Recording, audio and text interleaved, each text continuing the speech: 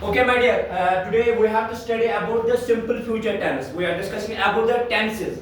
Today we have to study about the simple future tense. Simple future tense. Okay.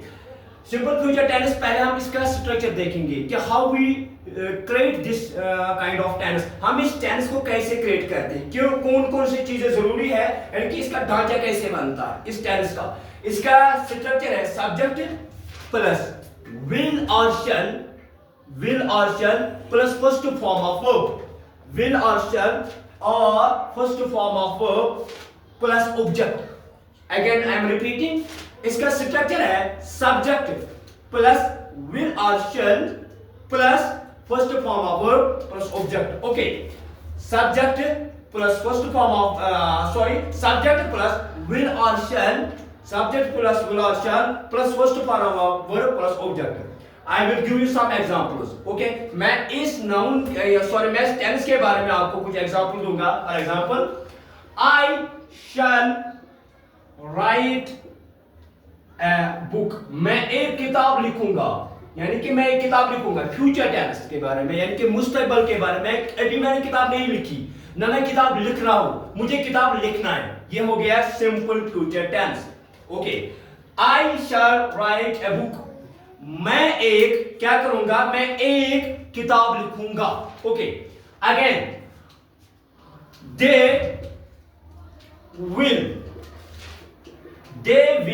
Play a game. वो एक game खेलेंगे, वो एक game खेलेंगे. ये है सिंपल फ्यूचर टेंस, ये है simple future tense. They will play a game, वो एक गेम खेलेंगे. अभी तो इन्होंने नहीं खेला, अभी तो वो नहीं खेल रहे हैं, ना तो वो खेल चुके हैं. बात आ समझ उनको, वो फ्यूचर में खेलने वाले, मुस्तकबिल में खेलने वाले. इसको हम कहते हैं simple future tense. Okay, simple future tense का इसका ये होता है उर्दू होता है, आता है इसका गा गे गे, गा गे गे. फॉर एग्जांपल, मैं पढ़ूंगा, वो लड़की पढ़ेगी, हम लोग पढ़ेंगे.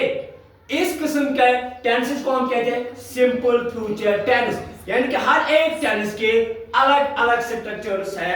और इस सिंपल फ्यूचर टेंस का स्ट्रक्चर है my dear, subject plus will और shall plus first form of verb plus object. Okay, I will give another kind of example. For example, we will construct a house. हम एक house को बनाएंगे.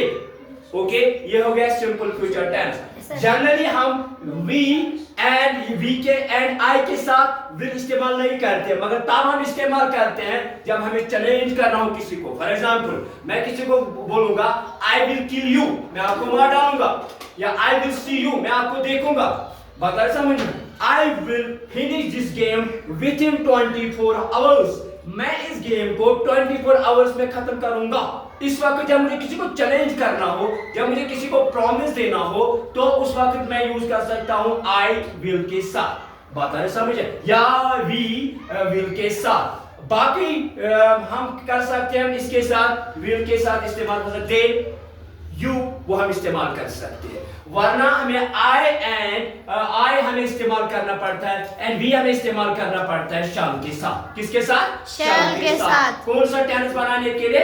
Simple future tense बनाने के लिए. I hope you people might have understood. For example, अगर I am repeating simple future tense में हम दिखाते हैं फ्यूचर की वर्क, फ्यूचर की काम, ना प्रेजेंट की ना पास्ट की. जब कोई काम हमें फ्यूचर में करनी हो, अभी वो नहीं ना कंप्लीट हो चुकी है, ना हम मैं कर रहा हूं, उसको मैं करूंगा. फॉर एग्जांपल, मैं स्कूल जाऊंगा.